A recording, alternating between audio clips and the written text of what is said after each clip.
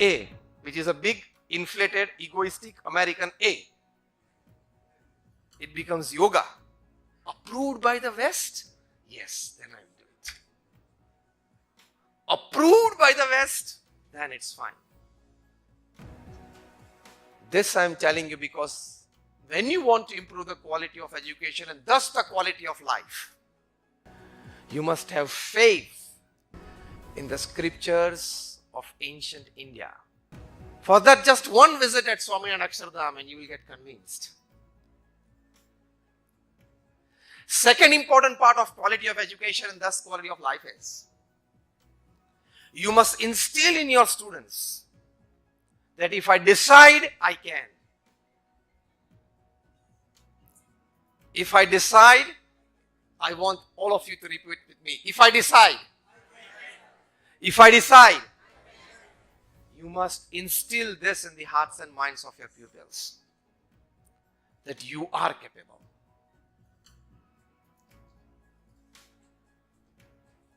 An OBC girl from a remote village in Madhya Pradesh, she cleared UPSC.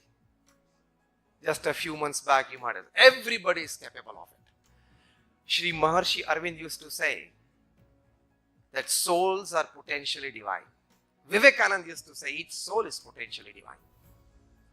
Your job as teachers is to bring out that potential, is to bring out that divinity from your pupils, and there the quality of education lies. Not just IQ. Develop their EQs and SQs. Until the 90s, it was like IQ. After 90s, it was like emotional quotient is much better than intelligent quotient. Emotional quotient, emotional intelligence. I give you a wonderful book. The title of the book is Emotional Intelligence, written by Ian Marshall and Dana Zohar, where they put forward this point, that IQs make you a good worker, EQ makes you a good leader. See, the Silicon Valley, IT graduates, electronics engineers, computer engineers, even from IITs, they go to the Silicon Valley and they're proud, and we also take pride as their family members. Yes, he's getting $60,000, $70,000, $90,000 as annual pay. You know who are paying them? You know the owners of this Silicon Valley IT companies?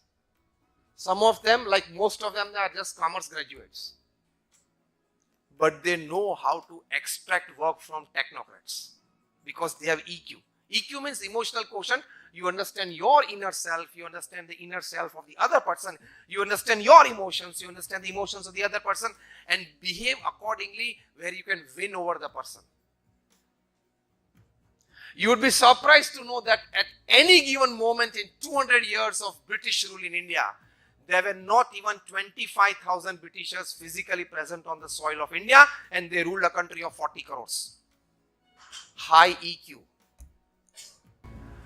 IQ people are ruled by EQ people. And Silicon Valley is an ideal example of it. Sometimes I jokingly say, now take it as a joke, not a serious one. Those who get 90% in 12th standard, they become engineers and doctors.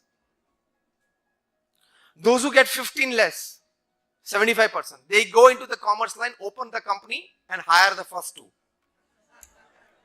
and pay them.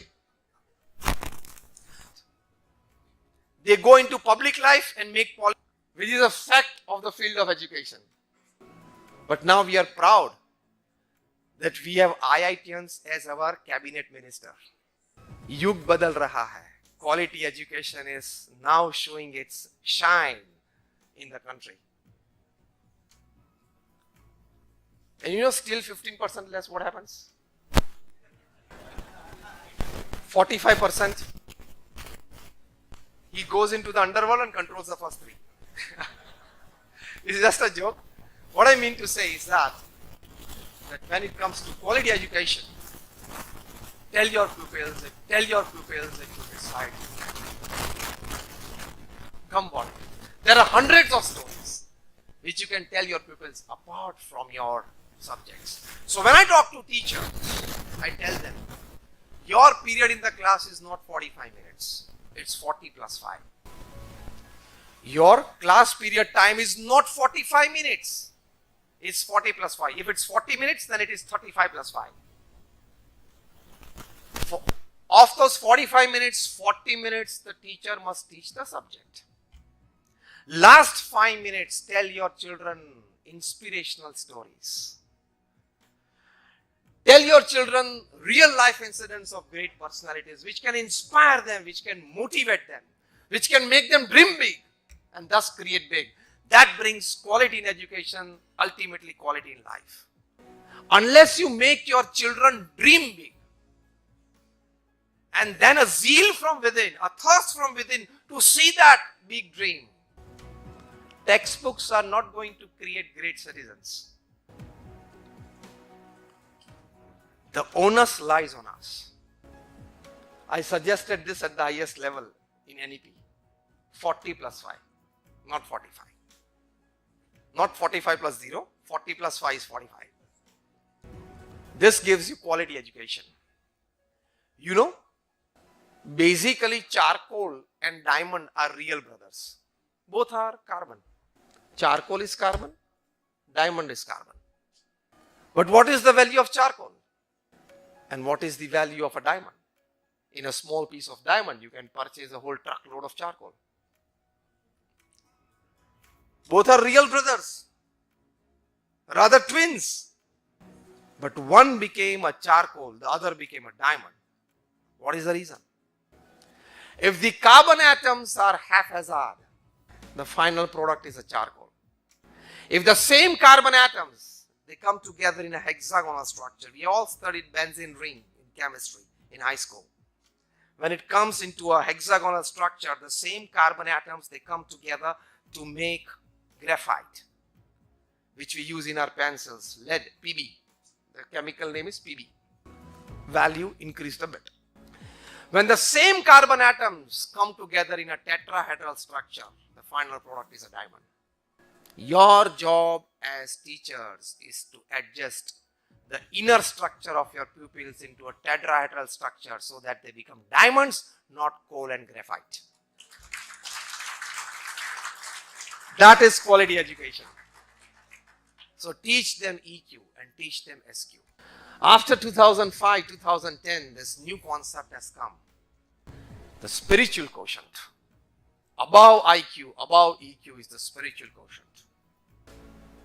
You know qualities of spiritual quotient that you need to imbibe in your pupils to have a quality education in them. Qualities like flexibility.